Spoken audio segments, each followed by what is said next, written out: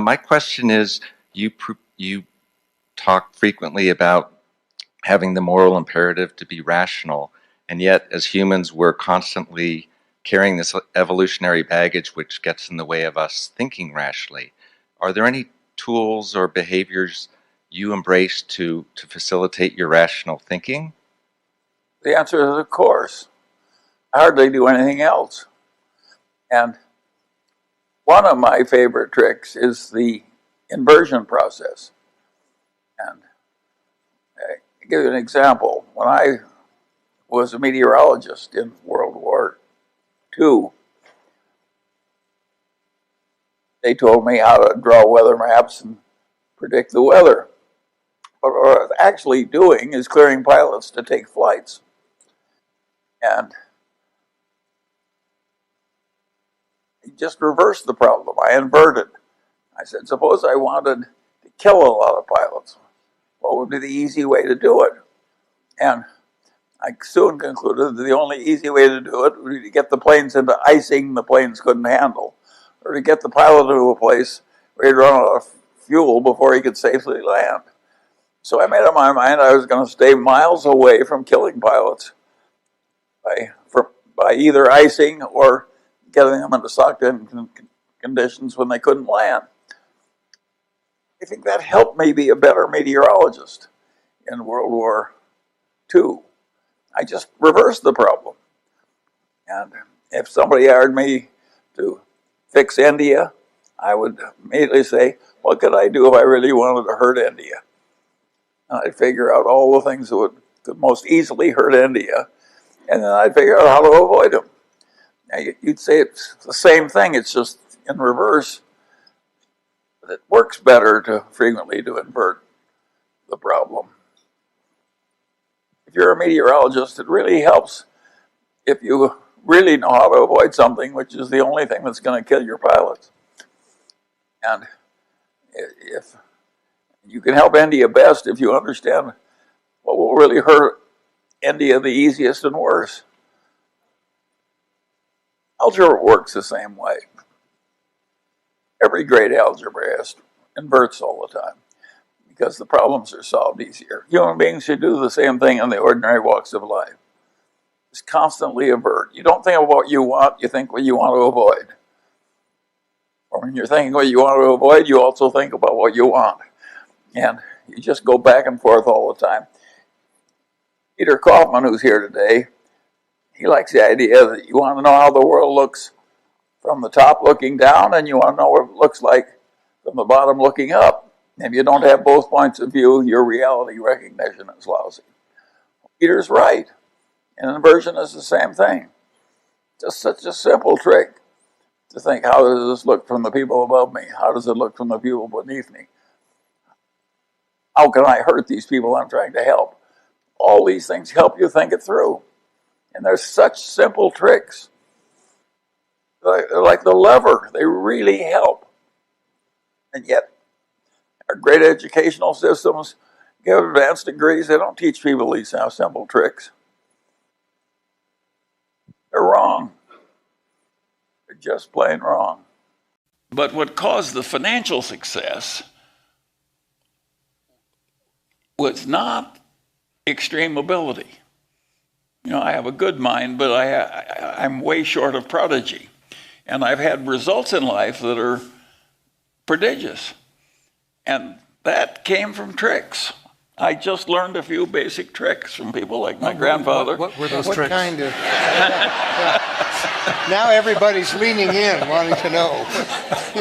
It's too late for you old guys. Yeah, anyway, no, there are all kinds of tricks that I just got into by accident in life. One, I invert all the time.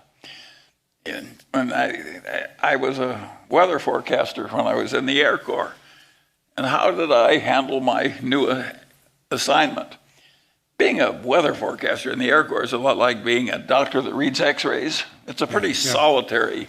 You're in the hangar in the middle of the night and drawing weather maps and you're clearing pilots, but you're not interfacing with a bunch of your fellow men very much.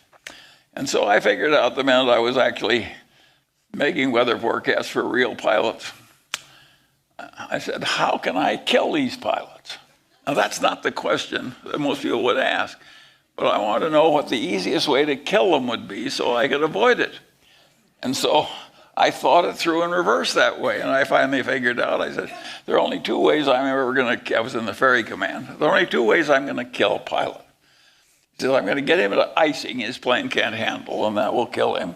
Or I'm going to get him someplace where he's going to run out of gas before he can land because all the airports are sucked in. And I just was fanatic about avoiding those two hazards. And if Kobe Bryant had had somebody like me, he'd still be with us. Yeah, it was so stupid to kill yourself that way. But just that basic, I may have learned that from my grandfather. My grandfather would say to me when I'm swimming, he'd say, swim as long as you want, but stay near the shore. Well, but you can laugh, but No, he was a very wise man. Yeah.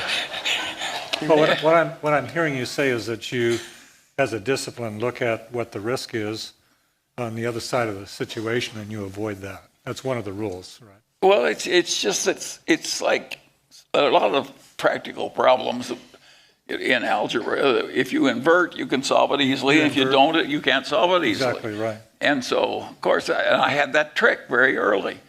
And most people would say, how can you, please tell us what you do to save India or to help India. And of course, I would approach it differently. I'd say, what could I do which would most easily hurt India? And approaching it in reverse that way, I got better results. You look at the vulnerabilities. Yeah, yes, and I have a whole bag of tricks like that. I went to the ROTC both in high school and college. And the ROTC taught me to fire mortar shells or artillery shells, one shot over, one shot short, and then kapow. Well, I never shot any damn shells, but I've been using that mental trick all my life. That's how I determine what size to make something. Over and under and kapow. And so I just got a bag of tricks. And I got the right bag of tricks early. And of course, it's been of enormous help to me. Let me give you an example. I had a client once when I was a young lawyer, and he owned a bunch of hilly ranch land on the edge of civilization, not very far from here in Southern California. And the Edison Company came through and they wanted a new easement through his land. They already had some easements. And he hired the leading appraiser in Orange County, real estate appraiser, and said, and he had the idea that he should have $250,000 for this easement from the Edison Company. And this leading appraiser, who was very pompous and very old and very distinguished, and he told him, no, I'm sorry, it's only $125,000 value in your damn ranch. And so he came to me and said, Charlie, can you talk some sense into this elderly appraiser? And so I looked at his problem and I told the appraiser what I thought, how he was doing his own appraisal wrong. I'm not a real estate appraiser, he is. And what he had done is what he was taught to do in appraisal school. He thought the problem through in two dimensions, and he figured out from comparable sales what the value per acre was, and then he computed the acreage, and he had something a little bit on the damage the easement would do to the remaining property and so, but it was all done in two dimensions. And I said to this appraiser, you've got to do this in three dimensions. You know, God gave us three dimensions. And I said, if they put the utility towers, big transmission line towers, which is why it's going to freeze the grade. And the logical way to develop your land is to lop off the top of the hills and put them in the valley. That's the way hilly land is developed. And they're doing enormous damage to you by freezing the grade. And he said, he wouldn't change a damn thing. So I said to my elderly client, I think you have to fire this twit. And I will hire you an appraiser who can think. And so I got him $600,000, which wasn't at all hard because I was dealing with a bunch of honest engineers at the Edison who did think in 3 dimensions. But again, that's so simple, but you'd be surprised how many lawyers would screw that one up. And of course, the people like that appraiser who didn't know his own business very well because he didn't pay attention to the fundamentals, those people are always with us. And if you just have the mental trick of constantly going back to the basics, it's pretty basic insight that Are you conscious? the geometrical problem in a real world is 3-dimensional. Are you conscious of the rules, or they're just there? Well, it's so habitual with me Yeah, I understand. that, and I revolve possibilities and I rag problems hard. And if they don't yield, I come back. And so this is just a bag of tricks, and it enables a non-prodigious man to get prodigious results. Remember, last summer you bought Anadarko, the big oil company. Yes.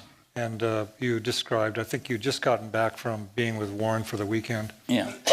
And you were describing that you didn't do all the analytics and you didn't do all of the research, but you used your bag of tricks. And you flew out to Omaha, you and Warren spent the weekend. You called up the president of the Bank of America, got the money, made the deal. No, I didn't go to Omaha. Or where did you go? No, I stayed. We have a telephone. Okay. Okay. You talked. Okay, you talked to Warren about it. Anyway. Yeah, but you made it in about 2 days, and it was like No. Okay. Warren didn't need. Warren and I have been together so long that just one grunt we can speak a volume. and no, it's perfectly obvious the Permian Basin is our #1 oil reservoir, and we don't have another like it. And it's perfectly obvious you have a preferred stock, that you have an advantage over everybody else, and plus an upside. And so we've done this kind of thing before, too. So of course we did it. And it's not very difficult. But you're right. There are all kinds of organizations, endless due diligence. And we knew enough to act. Based on the rules? And why they were in a hurry, Yeah. yes. But you don't need perfect. If you're 96% sure, that's all you're entitled to in many cases. And I see these people doing this due diligence, and the weaker they are as thinkers, the more due diligence they do. And of course, it's just a way of allaying an inner insecurity. And of course, it doesn't work. You've got to be able to quickly understand that. How much brains does it take to know the Permian Basin is America's best oil reserve? It's layer after layer after layer. You know, there is nothing like comparable. Yes. And if you have an 8% dividend off the top, from a perfectly reputable place of very talented people, the woman who runs that is a production engineer. She's good. And they get better results in that shale than other people. And so it's a no-brainer. At least it's a no-brainer if you don't make it hard. But I see people, in America now they do these leverage buyouts, and these firms do what they call due diligence. And they will send armies of young lawyers out at high rates per hour to riffle through all the purchasing orders at a place like Esri.